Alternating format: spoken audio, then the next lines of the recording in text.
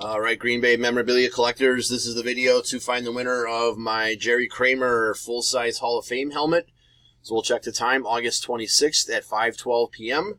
I'm going to go over to the raffle and type live.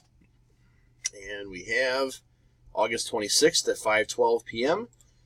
There's the list of our 18 entries. We're just going to randomize your names, and then whoever's on top after the final roll is our winner. So we need a dice roll of 5 or higher. There's 11.